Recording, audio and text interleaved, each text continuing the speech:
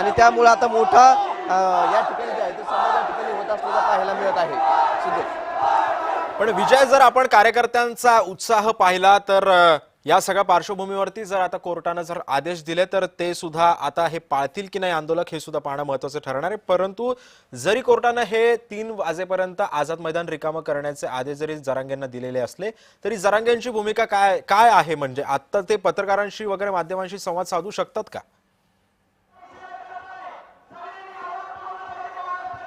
नक्कीच जर पाहिलं तर न्याय देवतेला आम्ही मानतो अशी प्रतिक्रिया मनोज जरांगे पाटील यांनी दिली होती।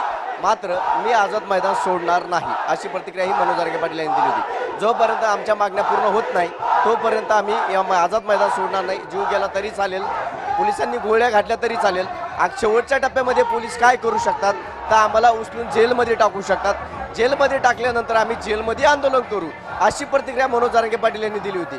त्यामुळे कोणत्याही परिस्थितीत मी पाठीमागे जाणार नाही, आरक्षण घेऊनच जाणार, गुलार घेऊनच जाणार अशी प्रतिक्रिया मनोज जरांगे पाटील यांनी दिली होती। आणि त्यामुळे त्यांना एवढा मोठा प्रतिसाद जो आहे तो या ठिकाणी मिळताना पाहायला मिळतोय। मोठ्या संख्येने दररोज जे आहे ते मराठा समाज मुंबईच्या आझाद मैदानात दाखल होतोय आणि जरांगे पाटील यांना मोठा पाठिंबा दर्शवतोय।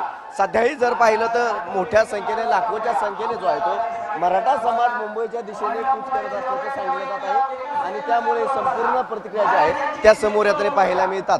एकीकडे जर पाहायला गेलं तर मनोज जरांगे पाटील हे आपल्या मागण्यावरती ठाम आहे, तर दुसरीकडे मराठा समाज हा देखील या ठिकाणी आपल्या मागण्यासाठी जो आहे तो ठाम असल्याचा पाहायला मिळत आहे आपल्याला सिद्धेश।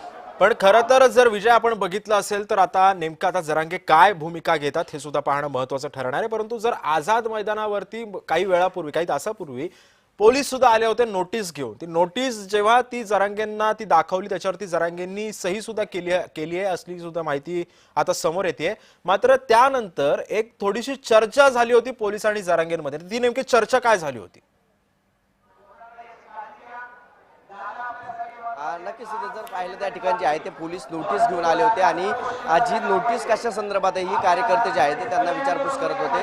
कोर्टाची नोटीस आहे की पोलीस स्टेशनची नोटीस आहे, तर या बाबतीत जे आहे ते पोलिसांनी सांगितलेलं आहे की आम्हाला कोर्टाने निर्देश दिलेले आहेत नोटीस बजावण्याचे, त्या अनुषंगाने आम्ही तुम्हाला नोटीस बजावत आहोत। आणि त्याच पद्धतीने नवीन जो कायदा आलेला आहे त्या कायद्यामध्ये सकाळी 10 वाजेपर्यंत 6 वाजेपर्यंत उपोषण करण्याची परवानगी मिळते आणि दररोज उपोषण करण्याची परवानगी घ्यावी लागते। यासाठी मराठा समाजाने एकत्रित जे संपूर्ण कागदपत्र लागणार आहे ते पोलीस स्टेशनला दिलेले आहे आणि परवानगी घेतलेली आहे। मात्र आता आम्ही ती परवानगी नाकारत आहोत अशी नोटीस घेऊन पोलीस या ठिकाणी दाखल झाले होते। सुरुवातीला जर पाहिलं त्यांनी परवानगी दिलेली होती, मात्र नंतर ही परवानगी जी आहे ते नाकारत असल्याचं कारण जे आहे त्यांनी या ठिकाणी दिल्याचं आपल्याला आझाद मैदानावरती पाहायला मिळालं होतं।